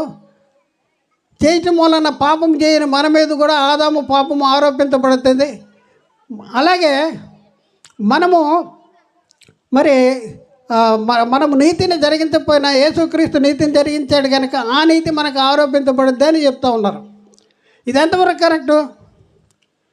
యేసుక్రీస్తు నీతిని జరిగిస్తే నువ్వు నీతిమంతుడు అయిపోతావా, లేకపోతే నీకు వాక్యం ప్రకటిస్తున్నారా, నువ్వు నమ్ముతున్నావా, బాప్తిజం తీసుకుంటున్నావా, ఆటోమేటిక్ వచ్చేస్తుందా? ఆదాము పాపం ఆటోమేటిక్ వచ్చేస్తుందా? ఆదాము పిల్లలకే రాలేదండి. ఈ మనిషి జన్మతో పాపి అని ఎవరైతే చెప్తున్నారో ఆదాము పిల్లలు పుట్టంగానే పాపులు కాదా? ఆదాము పిల్లలు పుట్టంగానే పాపులు కాదు. హేబేలు నీతిమంతుడు అనేది బైబిల్ చెప్తుంది. హేబేలు ఆదాముకు పుట్టిన పిల్లలిద్దరూ కూడా పాపులుగా పుట్టలేదు. ఆత్మ పరిశుద్ధమైనది. అతిక్రమాన్ని జరిగిస్తే వాళ్ళ మీద చిన్నపిల్లడు చేశాడంట. ఇప్పుడు ఈ మనం ధరింపజేసిన శరీరం పాప స్వభావము కలిగింది. పాప స్వభావము కలిగినంత మాత్రంలో ఆత్మ మీద పాపం ఆరోపించబడదు. ఆత్మ మీద పాపం ఎప్పుడు ఆరోపించబడుద్ది? ఆజ్ఞను అతిక్రమించినప్పుడు మాత్రమే పాపం ఆరోపించబడుద్ది. కాబట్టి ఆలోచించేయండి. ఆదాముకు పుట్టిన ఇద్దరు పిల్లలు పుట్టుకతో పాపులు కాదు. తర్వాత ఒకడు దేవుని శాపానికి గురయ్యాడు. ఆ తర్వాత నీతిమంతుడిగా తీర్చబడ్డాడు కయీనుకు, హేబేలు. కాబట్టి ప్రియులారా ఒకసారి ఆలోచింది. ఇక్కడ వాళ్ళు సరి చేసుకుంటే వాళ్ళు మిగిలిన చెప్పినటువంటి బోధని సరి చేసుకోగలరు. కాంపోజిట్ లెక్కలో ఒక స్టెప్ తప్పిపోతే మిగతా స్టెప్లన్నీ తప్పైపోతాయి. కాబట్టి బేసిక్గా ఫస్ట్ స్టెప్ ఏంటంటే ఆదాముకు ధరింపజేసిన శరీర స్వభావము పాప స్వభావము కలిగింది. అంత మాత్రంలో ఆదాము పాపి కాదు. ఆదాము అనే ఆత్మ తనకి ఇవ్వబడిన శరీరాన్ని లోపరుచుకోకుండా దేవుని చిత్తాన్ని తనకిచ్చిన శరీరంతో జరిగించకపోతే పాపము ఆరోపించేది ఎవరికి అంటే ఆత్మకి. కాబట్టి ఆలోచించండి, ఈ శరీరం యొక్క స్వభావం ఏంటి? బైబిల్లో ఉంది కదా, శరీర కార్యాలు ఉన్నాయా? శరీర కార్యాలు గలతీ పత్రిక 5వ అధ్యాయము 17వ వచనం చూస్తే ఈ శరీరము ఎలాంటిదంట? శరీరము ఆత్మ శరీరానికి విరోధముగా అపేక్షించును. ఇవి ఒకదానికొకటి వ్యతిరేకముగా ఉన్నవి కనుక మీరేమి నిశ్చయించుదురో వాటిని చేయకుందురు. మీరంటే ఎవరు? ఆత్మ. మన ఆత్మకి ధరింపజేసిన శరీరం ఎలాంటిదంట? ఎంతసేపు పోరాటం. ఇది పోరాటం. మీలో యుద్ధములు పోరాటములు దేని వల్ల కలుగుతున్నవి? మీరు ఆశించుతున్నారు కానీ పొందలేకపోతున్నారు అంటాడు. యుద్ధాలు పోరాటాలు జరుగుతున్నాయంట. దేనిలో? మీలో, మనలో. శరీరము ఒకటి కోరుతుంది, ఆత్మ ఇంకొకటి కోరుతుంది. శరీరం అంటుంది సినిమాకి వెళ్ళి అంటుంది, ఆత్మ అంటుంది ప్రార్థనకి వెళ్ళి ఉంటుంది. శరీరం ఆత్మకు, ఆత్మ శరీరానికి విరోధంగా అపేక్షించిన ఇది ఒకదానికొకటి విరోధంగా ఉంటుంది. మరి ఆత్మ సిద్ధమే కానీ శరీరం బలమైందా? శరీరం ఎలాంటిది? ఆత్మ సిద్ధమే కానీ శరీరము బలహీనమైనది. మత్తయి సువార్త 26వ అధ్యాయంలో 41వ వచనంలో అక్కడ చూస్తే ఆత్మ సిద్ధమే కానీ శరీరము బలహీనమైనది. శరీరము బలహీనమైనది. యాకోబు పత్రిక 4వ అధ్యాయం 1 నుంచి అక్కడ 4 వచనాలు చదివితే అక్కడ ఏమనుంది? మీలో యుద్ధములు పోరాటములు దేని వల్ల కలుగుతున్నవి? మీ అవయముల్లో పోరాడం మీ భోగేచ్చల నుండే కదా. అవయవాల్లో పోరాడే భోగేచ్చలు అంటే అవయవాల్లో పోరాడే భోగేచ్చలు. చేయి అంటుంది నాకు వాచి కావాలంటుంది, చెవు అంటుంది నాకు కమ్మి కావాలి, ముక్కు అంటుంది నాకు ఇంకోటి కావాలంటుంది. అర్థమైందా? కడుపు అంటుంది నాకు ఇంకోటి కావాలంటుంది. అవయవాల్లో పోరాడే మీ భోగేచ్చల నుండే కదా మీరు ఆశించుతున్నారు కానీ మీకు దొరకట్లేదు. నరహత్య చేయుదురు, మత్తరపడుదురు, సంపాదించుకొనలేరు, పోట్లాడుదురు, యుద్ధము చేయుదురు కానీ దేవుని అడగనందరూ మీకేమీ దొరకట్లేదు. మీరు అడిగిన మీ భోగేచ్చల గురించే నిమిత్తమే వినియోగించడానికి దురుద్దేశంతో అడుగుతారు అనేసి అక్కడ రాయబడి ఉంది. కాబట్టి ప్రియులారా ఒకసారి శరీర స్వభావము, శరీర క్రియలు, శరీరం యొక్క స్వభావం ఎలాంటిది అంటే శరీరానికి ఒక కార్యాలు ఉన్నాయి. ఎప్పటి నుంచి అంటే మొదటి నుంచే దేవుడు ఆదాముకు ధరింపజేసిన శరీరంలోనే ఈ కార్యాలు ఉన్నాయి. అందుకనే తప్పు చేశాడు. సాతాను వస్తే తప్పు చేస్తాడా? శరీరంలో స్వభావం లేకపోతే సూటిగా అడుగుతున్నాను నేను, చెప్పాలి నువ్వు. ఒకసారి ఆలోచించుకోండి. అబద్ధ బోధ, తప్పుడు బోధ చేసి అనేక మందిని చూడండి, పాపము మనల్ని నిత్య నరకానికి తీసుకువెళ్ళే పరిస్థితి ఉంది. భయంకరమైన అగ్ని ఆరదు, పురుగు చావదు, ఊదనక్కర్లేని అగ్ని అంటే భయంకరమైన అగ్ని, కనకలలాడే అగ్ని. అలాంటి అగ్ని జ్వాలలో తీసుకువెళ్ళటానికి భయంకరమైన భ్రష్టత్వంలో మనల్ని నడిపించటానికి మనిషి జన్మతః పాపి అని చెప్పేటటువంటి పరిస్థితి ఉంది. పాప స్వభావం దేనిలో ఉంది? నాకు కొడుకు పుట్టాడు. నాకు పుట్టిన కొడుకుకి ఆత్మ పాపంతో కూడిందా? మరి శరీరం అలాంటిది స్వభావం ఉంటుంది. ఎప్పుడు దాని క్రియ జరిగిస్తుంది? ఎప్పుడు జరిగిస్తుంది చెప్పండి? శరీరం ఎప్పుడు పెద్ద అవ్వాలి, పెద్ద అయిన తర్వాత అది జరిగిస్తూ ఉంటుంది. ఎబ్రీ పత్రికలో కాలమును బట్టి చూచితే మీరు పాలు త్రాగవలసినగా వారే కానీ బలమైన ఆహారము తినువారు కారు. ఇంకా శిశువే గనక నీతి వాక్య విషయములో అనుభవము లేని వాడే అన్నాడు. నీతి వాక్య విషయంలో చేత కీడు మేలులను విమర్శించుటకు సాధకము చేయబడినటువంటి జ్ఞానేంద్రియాలు కలిగిన ఈ శరీరం మీద పాపము ఆరోపించబడదు. ఈ శరీర స్వభావము బయట పడనటువంటిది. కాబట్టి ప్రియులారా ఒకసారి ఆలోచించుకోవాల్సిన అవసరం ఉంది. ఆత్మ సిద్ధమే కానీ కార్యాలు ఎప్పటి నుంచి అంటే ఆదాముకు దేవుడు శరీరాన్ని ధరింపజేసినప్పటి నుంచి కూడా ప్రకృతిని కోరుకుంది. చూపునకు రమ్యముగా, తినటానికి ఇంపుగా ఉన్నాయంట. దానిని తినటానికి దాని చేత ఆకర్షించబడిపోయింది. మరి దేవుని ఆజ్ఞను ఏం చేశాడు? దేవుని ఆజ్ఞను అతిక్రమించాడు. శరీర కార్యములు గలతీ పత్రిక 5:19-21 శరీర కార్యములు స్పష్టమైనవి: అపవిత్రత, జారత్వము, కాముకత్వము, విగ్రహారాధన, విచారము, ద్వేషము, కలహములు, భేదములు, విమతలు, అసూయలు, మత్తతులు, అల్లరితో కూడిన ఆటపాటలు మొదలైనవి. కాబట్టి ప్రియులారా ఏం జరుగుతుంది? ఈ శరీరం ఏం చేస్తుంది?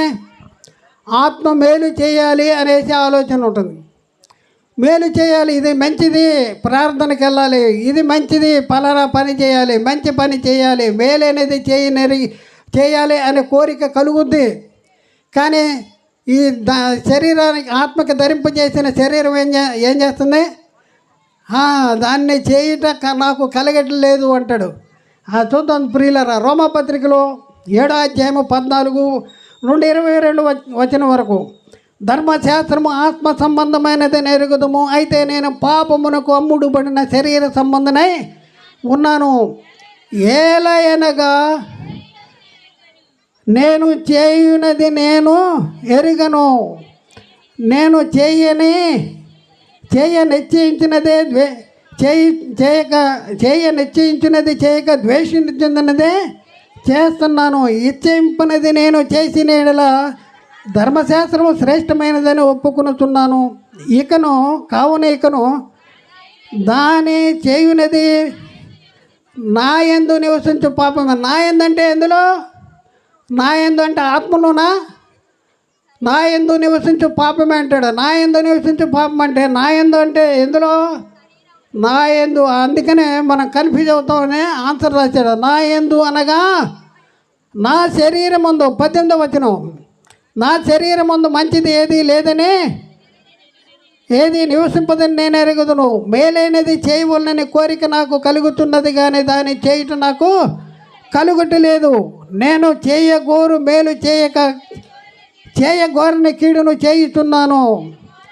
నేను కోరే కానీ నేను కాదు. నా యందు నివసించు పాపం అంటే దేనిలో నివసించు పాపము? శరీరంలో నివసించు పాపము. నేను కాదంటే ఎవరు కాదు? ఆత్మ కాదు. నా యందు నివసించు పాపమే కానీ నేను కాను. కాబట్టి మేలు చేయగోరు నాకు కీడు చేయుట కలుగుతున్నదని ఒక నియమము నాకు కలుగుతున్నది. అంతరంగా పురుషుని బట్టి దేవుని ధర్మశాస్త్రమునకు నేను ఆనందించున్నాను. కానీ వేరొక నియమము, వేరొక నియమము నా అవయముల్లో ఉంది. ఎప్పటి నుంచి ఉంది ఇది? ఎప్పటి నుంచి ఉంది ఈ నియమము? ఆ అవయవాల్లో లేకపోతే ఆదాము తప్పు చెయ్యడు. అది నా మనస్సునందున్న ధర్మశాస్త్రముతో పోరాడుచు నా అవయముల్లో ఉన్న పాప నియమమునకు నన్ను లోబరుచుకొనుచున్నది. అవయవాల్లో ఎలాంటి ధరింపజేసిన ఆ శరీరంలోనే పాప నియమం ఉంది. దేవునికి లోబడినటువంటి నియమము, దేవుని చిత్తాన్ని జరిగించినటువంటి నియమము. ఏం చేస్తుంటే వేరొక నియమము నా అవయముల్లో ఉన్నట్టు కనపడుతున్నది. అది నా మనసునందు నా ధర్మశాస్త్రముతో పోరాడుచు నా అవయముల్లో ఉన్న పాప నియమమునకు నన్ను లోపరుచుకొనుచున్నది. కాబట్టి ప్రియులరా, ఆలోచించండి. శరీరానుసారులు శరీర విషయంలో మనసుంతురు, ఆత్మానుసారులు ఆత్మ విషయంలో మనసుంతురు. ఎవరైతే శరీరానుసారంగా ఉంటారో, యేసుక్రీస్తు వెంబడించినటువంటి శిష్యులు ఉన్నారు కదా, శిష్యుల్లో ఇస్కరియోతు యూదా ఎలాంటి మనసు గలవాడు? డబ్బు సంచి ఎందుకు ఉంచుకున్నాడు? అందులో ఎవరైనా వేస్తే దాన్ని దొంగిలించవచ్చని. శరీరానుసారులు శరీర విషయంలో మనస్సుంతురు, ఆత్మానుసారులు ఆత్మ విషయంలో మనస్సుంతురు. ఆత్మానుసారమైన మనస్సు జీవమును సమాధానమునై ఉన్నది. ఏలైనగా శరీరానుసారమైన మనస్సు దేవునికి లోబడదు. అది ఎంత యొక్క తత్వం ఎలాంటిది? ఈ శరీరం యొక్క మనం చూసుకుంటే ఎఫ్సీ పత్రిక వారైనగా ఆయన క్రీస్తులో మిమ్మల్ని బ్రతికించను. మీరు అవిధేయులైన వారిని ప్రేరేపించు శక్తికి అధిపతిని అనుసరించి ఈ ప్రపంచ ధర్మం చొప్పున మునుపు నడుచుకుంటురి. వారితో కలిసి మనమందరమును శరీరము యొక్కయు, చూడండి, వారితో కలిసి మనమందరం ఏం చేస్తామంట? శరీరము యొక్కయు మనసు యొక్కయు కోరికలను నెరవేర్చుకొనుచు మన శరీరాశలను అనుసరమై ఉంటిమంటాడు. ఇక్కడ మనం చూస్తే శరీరము యొక్కయు మనసు యొక్కయు కోరికలు, చూడండి, శరీరము యొక్క మనసు యొక్క కోరికలు. ఒకసారి ఆలోచించండి. ఎలాంటి పరిస్థితి ఈ శరీరము, మనం ధరించుకున్న ఈ శరీరము ఎంత భయంకరమైనటువంటిదో ఒకసారి ఆలోచించుకోండి. నా శత్రువు ఫలానా వాడు అంటాడు. ఎవరు మన శత్రువు? నేను అనే ఆత్మకి శత్రువు ఎవరు చెప్పండి? ఎవరు? శరీరాన్ని లోపరుచుకోవాలి. కాబట్టి ప్రియులారా, ఒకసారి ఆలోచించండి. శరీరాన్ని లోపరుచుకోవాలి. శరీరం అంటే పాప స్వభావం అనేది ఎప్పుడు పోద్ది? పాప స్వభావం ఎట్లా పోద్ది? మనం ఎలా రోమా 6:1 చదవండి. అలాగైతే ఏముందము?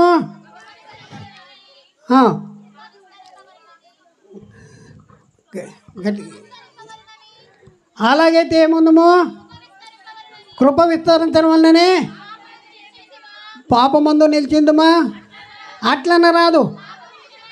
పాప విషయమే చనిపోయిన మనము ఇక మీదట దానిలో ఎలాగూ పాప విషయంలో చనిపోతున్నాం. శరీర పాప విషయంలో చనిపోతున్నాం. బాప్తిజంలో ఏం చేస్తున్నాం? యేసుక్రీస్తు మరణంలోనూ యేసుక్రీస్తు పునరుద్ధానంలోనూ మనం పాలివారం అవుతున్నాం. మనం బాప్తిజం తీసుకున్నప్పుడు ఏం చేస్తున్నాము? యేసుక్రీస్తు మరణంలో పాలు పొందుతున్నాం.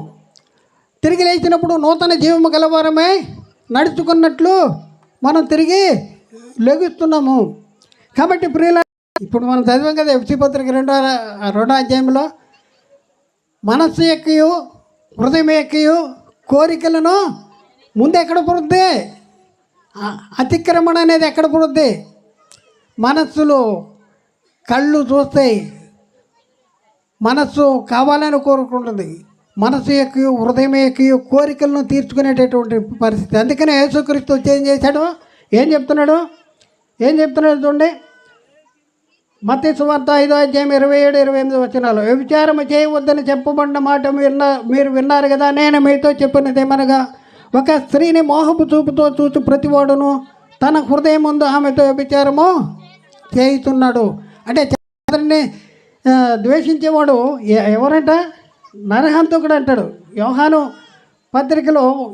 పత్రిక వాడు అతన్ని ఎందుకు చంపెను?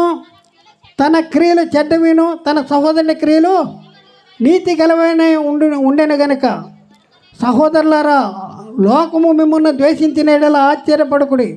మనము సహోదరులను ప్రేమించుతున్నాము గనుక మరణములో నుండి ఉంటాడు, మరణమందు నిల్చున్నాడు. తన సహోదరుని ద్వేషించేవాడంటే ఇప్పటి వరకు కూడా చీకటిలో ఉన్నాడు. యోహాను రాసిన మొదటి పత్రిక 2వ అధ్యాయం 9-11 వచనాల్లో ఆ మాటలు రాయబడి ఉన్నాయి. కాబట్టి ప్రియులారా, శరీరంలో ఏముంది? నేను నా ఆత్మ, నేను అంటే ఎవరు అంటే ఇద్దరు పురుషుల కలయికన్నాం. నేను నా ఆత్మ, ఇద్దరు పురుషుల్లో బాహ్య పురుషుడు, ఆంతర్య పురుషుడు. ఆంతర్య పురుషుడే ఎలాంటి స్వభావం కలిగిన వాడు? పాప స్వభావం ఉందా ఆంతర్య పురుషుల్లో? లేదు. ఎందుకు? దేవుడు తన స్వరూపంలో తన పోలిక చొప్పున నరుని సృజించాడు. ఎక్కడి నుంచి ఊడిపోయాడు? మన యొక్క మూలము ఏంటి? మట్టి. నువ్వు మన్నే కనుక నువ్వు మన్నే పోతావు అంటాడు. మట్టితో చేయబడింది, ప్రకృతిలో నుండి తీయబడింది. ఈ శరీరం దేన్ని కోరుకుంటుంది? ప్రకృతిని కోరుకుంటుంది. దేవునికి లోబడైనటువంటి స్వభావం కలిగింది. దేవుడు ఆజ్ఞ ఇచ్చినా కూడా లోబడలేదు ఆదాము లోబడలేదు. దేవుని చిత్తాన్ని వ్యతిరేకించాడు. ఎందుకు? నేను ఎంత దౌర్భాగ్యుడును, ఇట్టి మరణమునకు లోనకు శరీరము నుండి నన్ను ఎవడు విడిపించును? కానీ పౌలు ఏమంటాడు? ఇట్టి మరణమునకు లోనైనా నా శరీరము నుండి నన్ను ఎవడు విడిపించును అంటాడు. ఒకసారి ఆలోచించండి. ఇంకా చెప్పేది చాలా ఉంది. టైము గంట అయింది. చెప్పాలా వద్దా? కూర్చుంటారా? మీకేం పర్వాలేదా? పర్లేదంటే చెప్తారు. ఓకే. అయితే ప్రియులారా, ఒకసారి ఆలోచించండి. నేను మనమై ఉన్న ఆత్మ గురించి మనం ఆలోచిస్తే దేవుడు మనకి ఎలాంటి ఆత్మనిచ్చాడంట? దేవుడు మనకి ఎలాంటి ఆత్మనిచ్చాడు? లేఖనం ఏం చెప్తుంది? తిమోతి పత్రిక 2వ తిమోతి పత్రిక తిమోతికి రాసిన 2వ పత్రిక 1వ అధ్యాయం 7వ వచనం. దేవుడు మనకు శక్తియు ప్రేమయు ఇంద్రియ నిగ్రహము గల ఆత్మనే ఇచ్చిన కానీ పిరికితనము గల ఆత్మలే ఇవ్వలేదంటాడు. ప్రేమ శక్తి, ప్రేమ, ఇంద్రియ నిగ్రహము కలిగిన ఆత్మను ఇచ్చాడు. ఈ ఆత్మ ఎవరిని కమాండ్ చేయాలి? ఎవరిని కమాండ్ చేయాలి? శరీరాన్ని కమాండ్ చేయాలి. మన ఇంట్లో పనోళ్ళు ఉన్నారనుకోండి, మనం పొలానికి పిలిచాం, పనోళ్ళు ఉన్నారు, లేకపోతే ఇంటికి పనోళ్ళు ఉన్నారు. కొంతమంది మా ఇంటికి పనోళ్ళు పిలుస్తాం. ఆ పనోళ్ళు వచ్చారనుకోండి, అమ్మగారు వచ్చారా, పని అమ్మగారు రండి కూర్చోండి, నీ కుర్చీ వేస్తాం, నీకేం కావాలి, దోశ కావాలా, ఇడ్లీ కావాలా, లేకపోతే వడ కావాలా అని అంటారా? ఏం చేస్తారా? మీరు ఏ పని కోసం పెట్టుకున్నారో ఆ పని చేపిస్తారు. అవునా కాదా? ఈ శరీరాన్ని దేనికి ఇచ్చాడు దేవుడు? శరీరాన్ని దేవునికి ఇచ్చాడు. శరీరాన్ని లోపరుచుకుని శరీరాన్ని నడిపించవలసిన బాధ్యత ఎవరిది? దేవుని పని మీద నడిపించవలసిన బాధ్యత ఎవరిది? ఆత్మదేనా? శరీరాన్ని నడిపించవలసిన బాధ్యత ఆత్మదేనా? మీరు నడిపిస్తున్నారా? టైంకి వస్తున్నారా? సంఘానికి వస్తున్నారా? శరీరం కోసం ఎంత ఖర్చు పెడుతున్నారో ఆత్మ కోసం ఎంత ఖర్చు పెడుతున్నారు? శరీరం కోసం ఎంత టైం ఇస్తున్నారు? ఆత్మ కోసం ఎంత టైం ఇస్తున్నారు? బైబిల్ చదువుతున్నారా? ప్రార్థన చేస్తున్నారా? చెప్పండి, ఏం చేస్తున్నాం? శరీరం కోసమే ఎక్కువ టైం ఖర్చు పెడుతున్నాం. మన డబ్బు అంతా కూడా శరీరం కోసమే ఖర్చు పెడుతున్నాం. ఇల్లు ఎవరి కోసం? నగ ఎవరి కోసం? లేకపోతే బైక్ ఎవరి కోసం? కారు ఎవరి కోసం? ఇవన్నీ ఎవరి కోసం? బట్టలు ఎవరి కోసం? అన్నీ శరీరం కోసమే. ఆత్మ కోసం బైబిల్ తిరిగిపోయిందన్నా సరే అతికించుకుందాం. దేవుని కోసం ఏమైనా ఖర్చు పెడుతున్నారా? సంఘానికి వస్తున్నారా? మరి సంఘానికి వచ్చిన మనం ఏం చేస్తున్నాం? సంఘం కోసం ఏమైనా సంఘం కోసం చేస్తున్నామా? పోనీ నేను నా ఆత్మ కోసం నువ్వేమైనా చేసుకుంటున్నావు? ఒకసారి రాత్రి వెళ్ళిన తర్వాత మీ గుండె మీద చేసుకుని నేను నా ఆత్మ కోసం నేను ఈ నెలలో లేకపోతే ఈరోజు ఈ పని చేశానని మీరు చెప్పండి. మిమ్మల్ని మీరే అడగండి. మీ గురించి మీరే పరిశీలన చేసుకోండి. ఎంతసేపు, ఎంత టైము, ఎంత డబ్బులు మరణము లేని, ముగింపు లేని, నాశనము లేని, నిత్యము జీవించే ఉండేటటువంటి ఆత్మ కోసము మీరు ఖర్చు పెడుతున్నారు. అలాంటి ఆత్మ నరకము నుండి తప్పించుకుంటానికి మీరు ఎంత ఖర్చు పెడుతున్నారు? ఒకసారి ఆలోచించుకోవాల్సిన అవసరం ఉంది. శరీరాన్ని కమాండ్ చేసి నోర్మై అనాలంతే. శరీరాన్ని లెగను అంటే లెగు అనాలి. పరిగెట్టు, తయారవు. చిన్నపిల్లాడిని స్కూల్కి వెళ్ళాలంటే ఏం చేస్తాడు? తండ్రి ఊరుకుంటాడా? ఊరుకోడు. అలాగే ఈ శరీరాన్ని నడిపించవలసిన బాధ్యత నీకుంది. అందుకని అంటాడు, ఆత్మ చేత శరీర క్రియలను చంపినీడల నీవు జీవిస్తావు. రోమపత్రిక 8వ అధ్యాయం 13వ వచనం. రోమపత్రిక 8:13. శరీర క్రియలను ఎలా అదుపు చేసుకోవాలి? శరీర క్రియలను ఎలా అదుపు చేసుకోవాలి అంటే దేవుడు మనకి ఎలాంటి ఆత్మనిచ్చాడంటే శక్తి, ప్రేమ, ఇంద్రియ నిగ్రహము కలిగిన ఆత్మనే ఇచ్చాడు. కాబట్టి మనం ఏం చేయాలి? ఆత్మ చేత, రోమపత్రిక 8:13, మీరు శరీరానుసారంగా ప్రవర్తించిన చావవలసిన వారై ఉందరు కానీ ఆత్మచేత శరీర క్రియలను చంపాలి. ఆత్మచేత అంటే అర్థం ఏంటి? వాక్యం ఎలా సిద్ధపరచబడుతుంది? ఆత్మ ద్వారా. మేము ఆత్మ సంబంధమైన సంగతులు మీకు విత్తుతుండగా శరీర సంబంధమైన ఫలములు కోసుకుంటే గొప్ప కార్యమా అంటాడు. వాక్యం ఎలా సిద్ధపరచబడుతుంది? ఆత్మ ద్వారా సిద్ధపరచబడింది. ఆత్మ ద్వారా సిద్ధపరచబడిన వాక్యం ఏదైతే ఉందో ఆ వాక్యాన్ని ఎక్కడ ఉంచాలి? క్రీస్తు వాక్యాన్ని మీ హృదయంలో సమృద్ధిగా నివసింప. ఆదాము భ్రష్టుడైపోయింది, అందుకనే ఆదాము దేవుని నుండి దూరం అయిపోయింది. అందుకనే ఎందుకు దూరం అయిపోయాడు? వాక్యము దొంగిలించాడు. ఎవడు? సాతానుగాడు వాక్యము దొంగిలించాడు.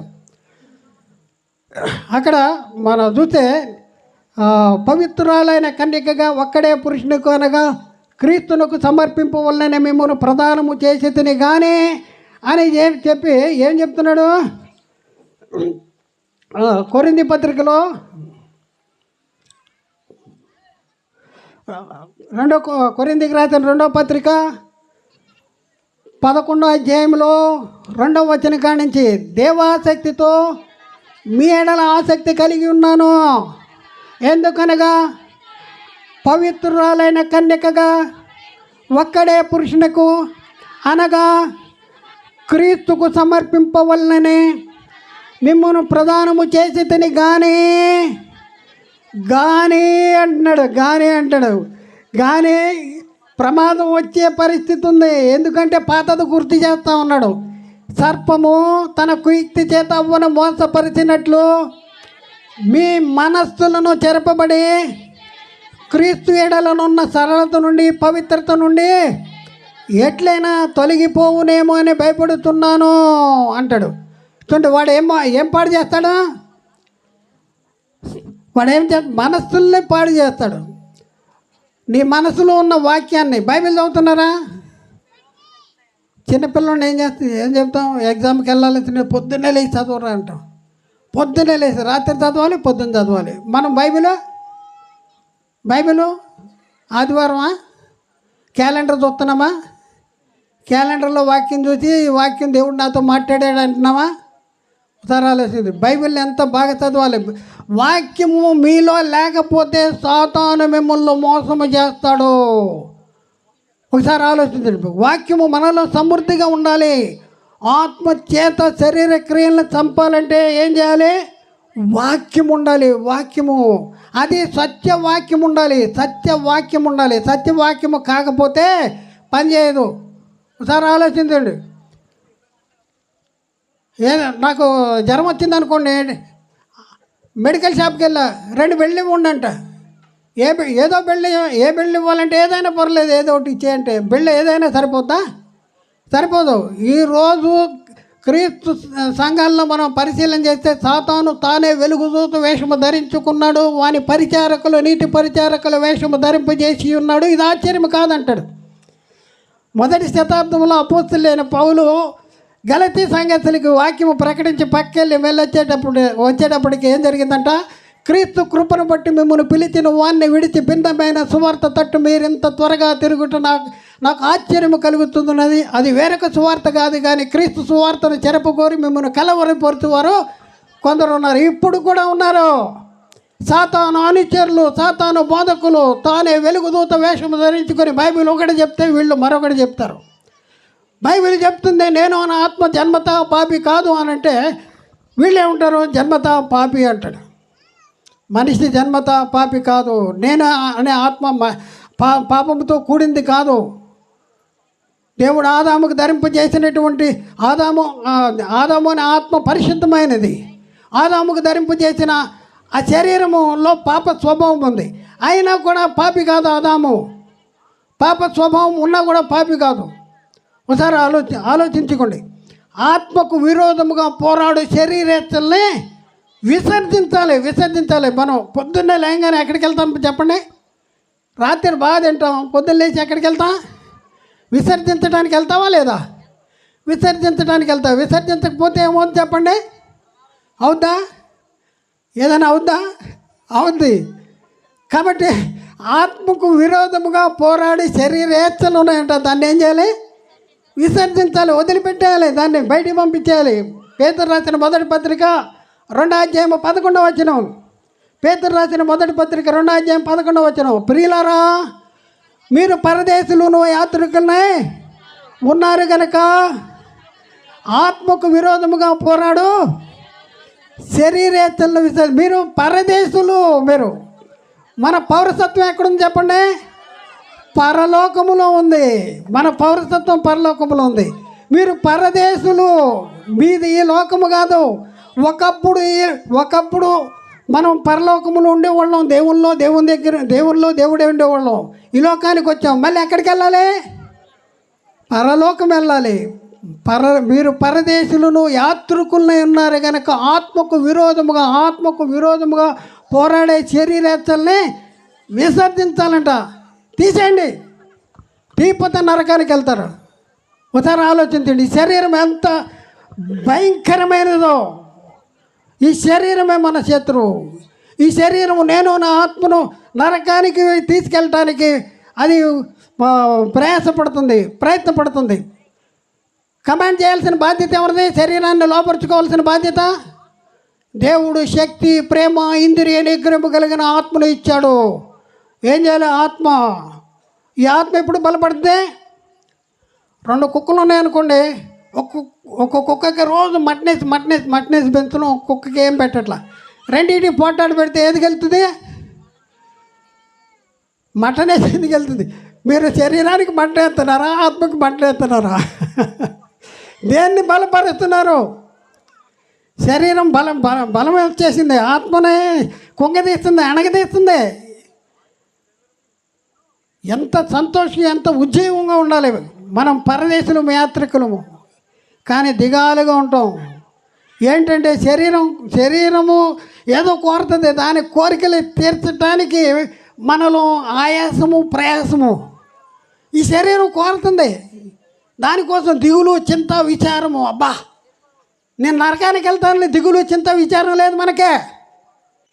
ఈ శరీరాన్ని లోపరుచుకుందాం, శరీరాన్ని దేవుని పని మీద మనం పెడదామనే ఒక ధ్యాస, ఆలోచన చాలా తగ్గిపోయింది. ఎందుకంటే పనికిమాలిన బోధలు చేస్తున్నారు. మనిషి జన్మతా పాపంటే మేము జన్మతా పాపలమే కదా,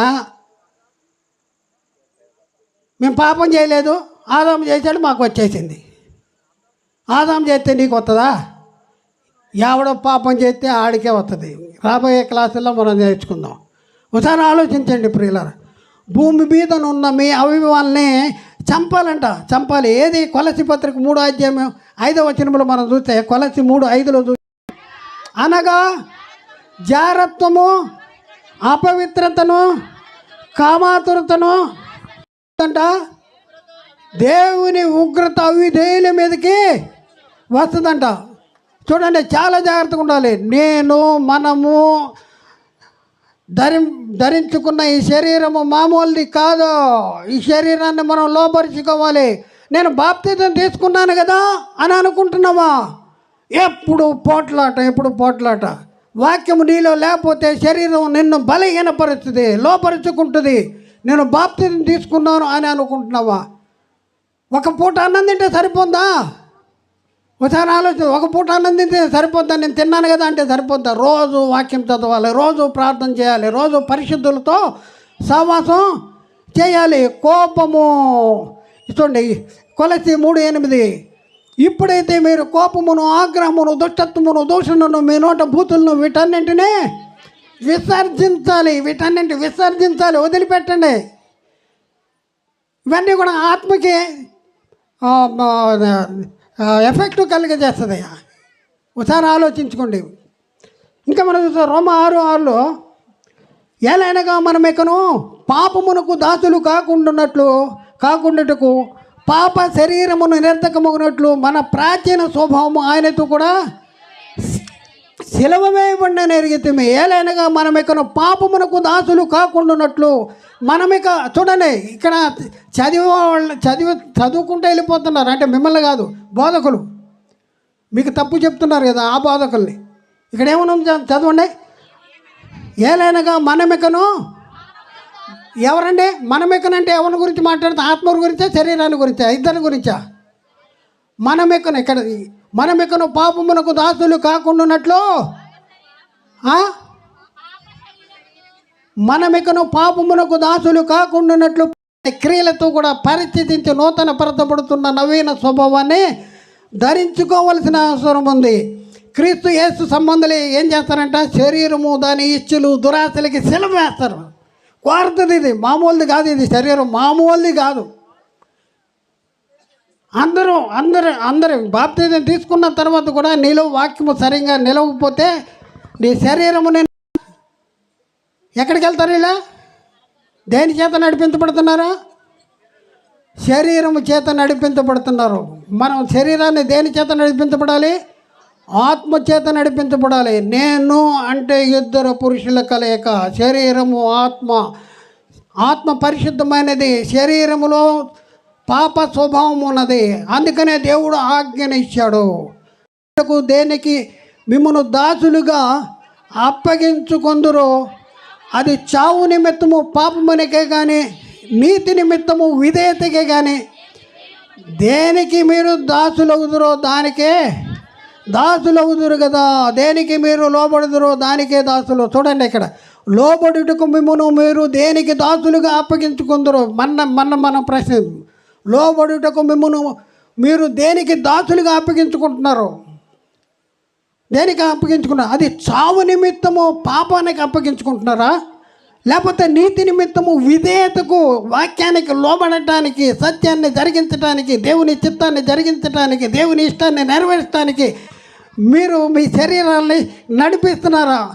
దేనికి మీరు దాసులు అవుదురు, దేనికి లోబడుదురో మీరు దానికే దాసులు అవుదురు కదా అంటాడు. రోమా 6:19. రోమా 6:19. శరీరము ఏదో కోరుతుంది, దాని కోరికలు తీర్చడానికి మనము ఆయాసము ప్రయాసము, ఈ శరీరం కోరుతుంది. దానికోసం దిగులు చింత విచారము. అబ్బా నేను నరకానికి వెళ్తాను, దిగులు చింత విచారం లేదు మనకే. ఈ శరీరాన్ని లోపరుచుకుందాం, శరీరాన్ని దేవుని పని మీద మనం పెడదామనే ఒక ధ్యాస ఆలోచన చాలా తగ్గిపోయింది. ఎందుకంటే పనికి మాలను బోధనలు చేస్తున్నారు. మనిషి జన్మతా పాపంటే మేము జన్మతా పాపమే కదా, మేము పాపం చేయలేదు, ఆదాం చేసేది మాకు వచ్చేసింది. ఆదాం చేస్తే నీకు వస్తుందా?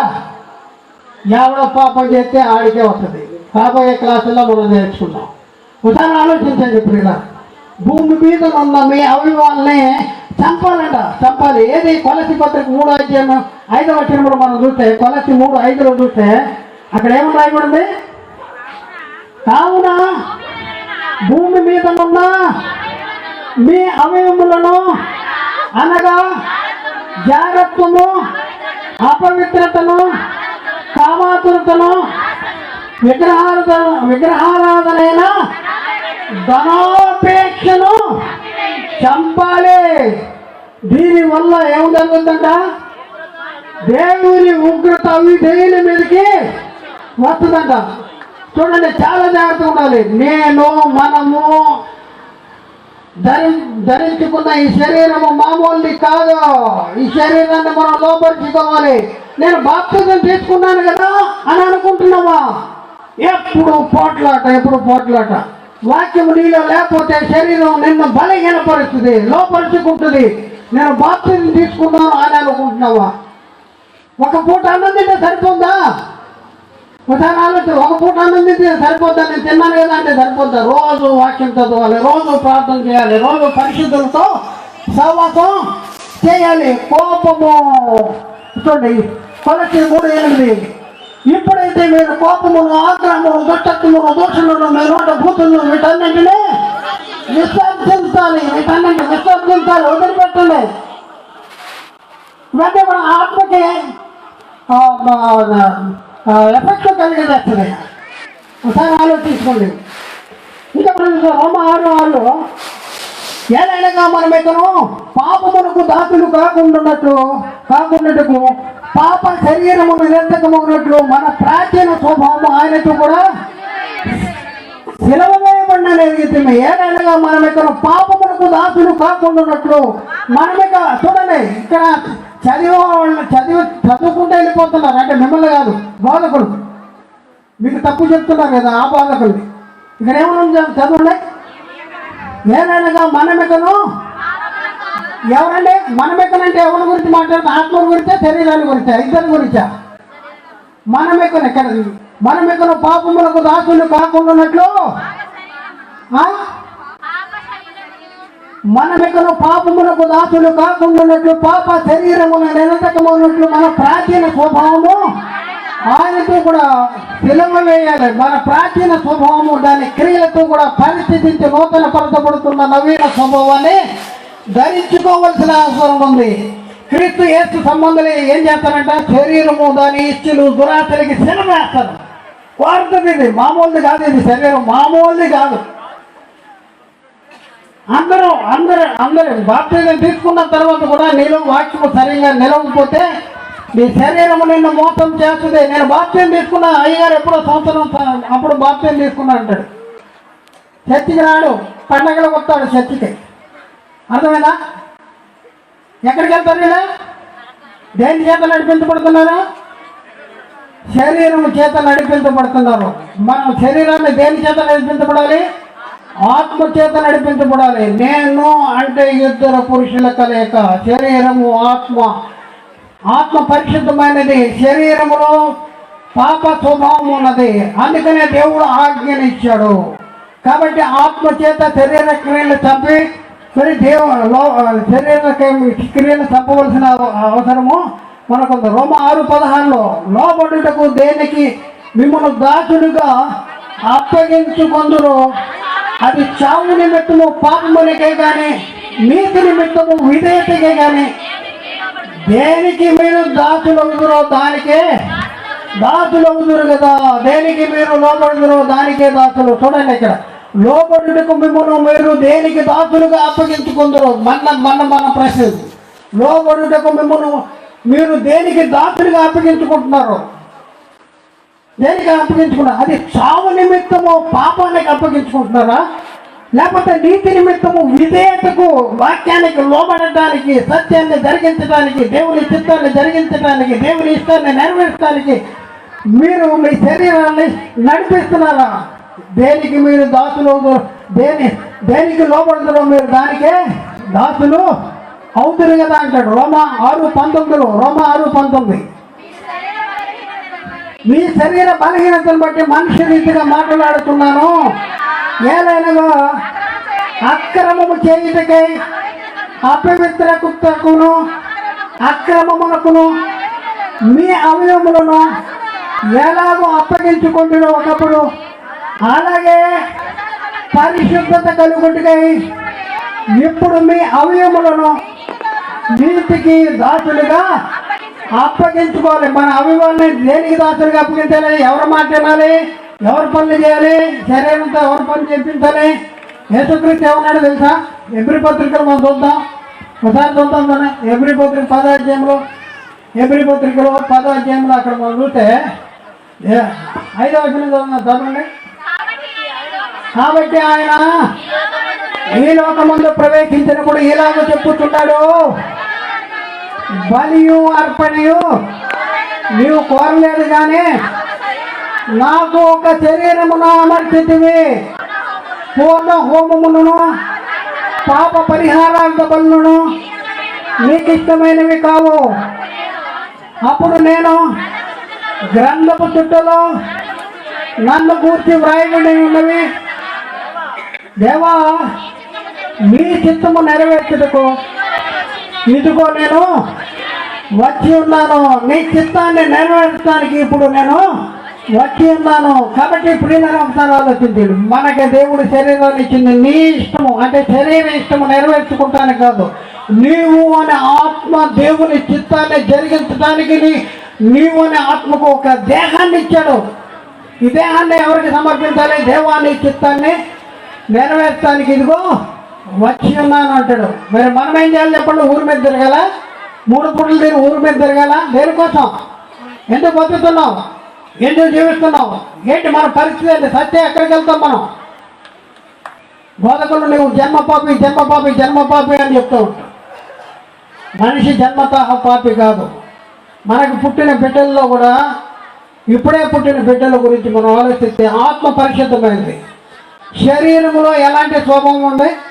పాప స్వభావం. అది వెంటనే బయటికి రాదు. మేలు కీడులు వివేచింపగల జ్ఞానేంద్రియములు కలిగినప్పుడు మాత్రమే అది బయటికి వస్తుంది. కాబట్టి ప్రియులను ఒకసారి ఆలోచింది.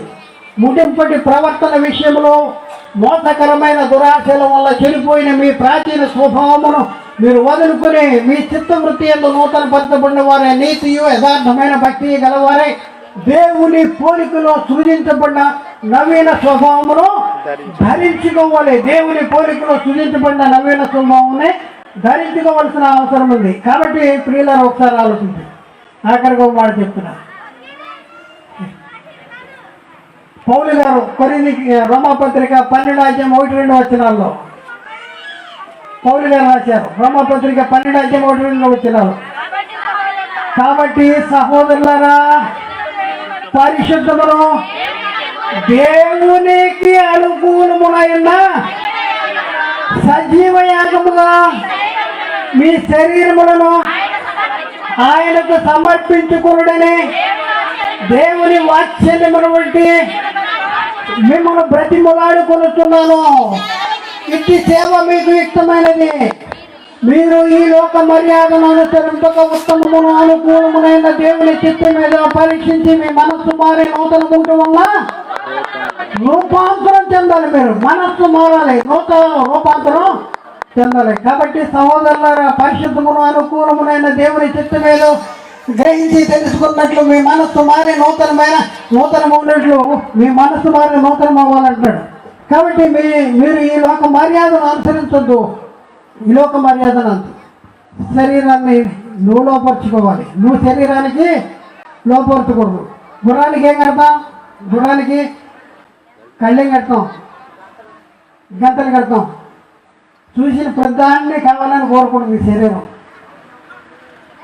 అర్థమైందా? ఏం చేయాలి చెప్పండి? సంతృప్తి సహితమైన దైవభక్తి గొప్ప లాభసాధకమై ఉన్నది. నాకు అది లేదు, నాకు ఇది లేదు, శరీరం అదే కోరికలు. నాకు ఆదివారం వచ్చింది, నాకు అది లేదు అంటాడు. ఆదివారం వస్తే ఏదో తినాలంట, అది లేదు. ఇంట్లో ఏది దాఖలా ఎత్తి కింద పడేస్తారు ఒక చూడండి. అంటే శరీరం ఏం చేస్తూ ఉంటుంది? శరీరం ఏం చేస్తూ ఉంటుంది? శరీరంలో ఆత్మ ఉన్నంత వరకే శరీరానికి అన్నీ సమృద్ధిగా. శరీరంలోంచి ఆత్మ వెళ్ళిపోయింది అనుకోండి, బ్యాంకులోనే ఉండి శవాల కంటే ఏమన్నా ఇస్తారా? ఆలోచించి. అందుకని బతికున్నప్పుడే శరీరం మనము అనే ఆత్మ శరీరం ఉండగానే ఈ శరీరము ఈ ఆత్మను లోపరుచుకుని దాని కోరికలు తీర్చుకోవడానికి ప్రయత్నం చేస్తుంది. ఆ కోరికలు తీర్చుకునే ప్రయత్నంలో నువ్వు అనే ఆత్మ దేవునికి వ్యతిరేకమైనటువంటి కార్యాలు జరిగిస్తూ ఉంటావు. బలహీనమైపోద్ది.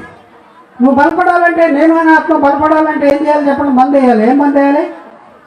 మీ ఆత్మలను రక్షించే శక్తి గల వాక్యమును మీలో సమృద్ధిగా నివసింపనివ్వాలి. ఆత్మలను రక్షించే శక్తి గల వాక్యము, ఈ ఆత్మ వాక్యము ఉండాలి. ఆ వాక్యం కూడా సత్యవాక్యము. ఆలోచించండి, ఏం చేద్దాం? కాబట్టి సహోదరులారా, పరిశుద్ధమును దేవునికి అనుకూలమునైన సజీవ యాగముగా మీ శరీరములను ఆయనకు సమర్పించుకొనుడని దేవుని వాత్సల్యమును బట్టి మిమ్మల్ని బ్రతిమలాడుకొనుచున్నాను. ఇట్టి సేవ మీకు ఇష్టమైనది. మీరు ఈ లోక మర్యాదను అనుసరింపక ఉత్తమమును అనుకూలమునైన దేవుని చిత్తం మీద పరీక్షించి మీ మనస్సు మారి నూతన ముంట ఉన్న రూపాంతరం, గొంగళ పురుగుగా ఉన్న ఆ పురుగు రూపాంతరం చెందుతుంది. ఎలా మారుతుంది? సీతాకోక చిలుక. మీరు ఎలా మారాలి? మీ ప్రాచీన స్వభావము దాని క్రియలతో కూడా పరిస్థితించి నూతన పరచబడుతున్న నవీన స్వభావాన్ని ధరించుకోవాలి. దేవుని పోలికలో సృజించబడిన నవీన స్వభావాన్ని ధరించుకోవాలి. అలా మీరు ఉండాలంటే, నువ్వు అనే ఆత్మ ఉండాలంటే నీ శరీరాన్ని నీ ఆత్మ స్వాధీనంలో ఉంచుకోవాలి. ఆలోచించుకోండి, ఎంత మోసం చేస్తుంది ఈ శరీరం, ఎంత మోసం చేస్తుంది. చాలా ఈ శరీరం మామూలు కాదు. నెల రోజుల ముందు టికెట్లు బుక్ చేస్తే శరీరం ఉంటుంది, ఇంకా బుక్ అవ్వలేదు కదా, ఏమెంతావులే, అక్కడికి ఏమెంతావులే, వాన వస్తాయంట, టీవీలో చూస్తున్నావు వాన వస్తున్నాయంట. చూడండి శరీరం ఎంత మోసం చేస్తున్నావు. కాబట్టి నోరు మీద మాట్లాడి పద ఆ టికెట్ల ద్వారా కూడా బస్సు ఎక్కింది. ఏం చేయాలి చెప్పండి? సండే ఆరాధనకు రావాలి. సండే వాన వస్తుందంటే మానేస్తామా? పెళ్లికి వెళ్ళాలంటే మానేస్తామా?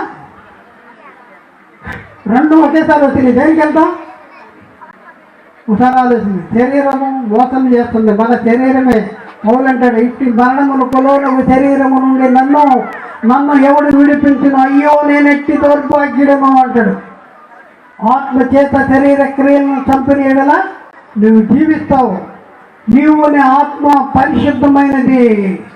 ఈ ఆత్మ పాప స్వభావం లేదు. ఈ ఆత్మ దేవుళ్ళలోంచి విడిపోయింది. ఈ ఆత్మను దేవుడు తన స్వరూపంలో తన పోలిక చొప్పున సృజించాడు. ఈ పోలిక స్వరూపం అంటే శరీర ఆకార నిర్మాణము కాదు. దేవుడు కలిగి ఉన్న గుణ లక్షణాలు కలిగినటువంటి వాడుగా దేవుడు ఆదామును సృజించాడు. అందుకనే ఆదామును గురించి లోకాసు వార్త 3:38 ఆదాము దేవునికి కుమారుడు అనేది రాయబడింది. కుమారుడు అంటే ఎవరు అనేది రోమపత్రికలో రాయబడింది. కుమారుడు అనగా దేవునికి వారసుడు ఉంటుంది. నువ్వు దేవుని కుమారుడిగా, దేవుని వారసుడుగా, పరలోక పౌరసత్వం కలిగిన వాడుగా, దేవుని ఇంటి వాడుగా, దేవుని కుటుంబ సభ్యుడిగా నువ్వు జీవించాలంటే ఏం చేయాలి? దేవుడు నీకు అమర్చిన ఈ శరీరాన్ని ఏం చేయాలి? లోపరుచుకోవాలి. ఎప్పుడు ఆత్మ చేత వాక్యం ఉండాలి. క్రీస్తు వాక్యాన్ని మీలో సమృద్ధిగా నివసింపనియాలి. అలా చేద్దామా? తీర్మానం చేసుకోవాలి. మనం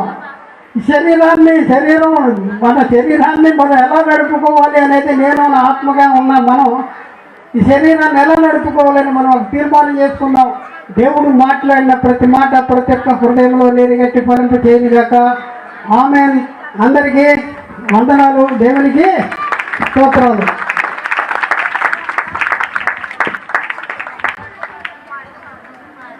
చక్కని సందేశాన్ని విన్నాం మనం. అప్పుడు ఇది కేవలం పరిచయం, ఉపోద్ఘాతం మాత్రమే.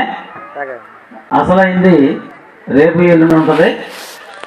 మరి సమయం కొంచెం అతీతం అయ్యింది. ఈరోజు ఫస్ట్ రోజు కాబట్టి ముగింపు ప్రార్థన చేయవలసిందిగా వెంకటరావు గారికి సమయాన్ని అప్పగిస్తున్నాము.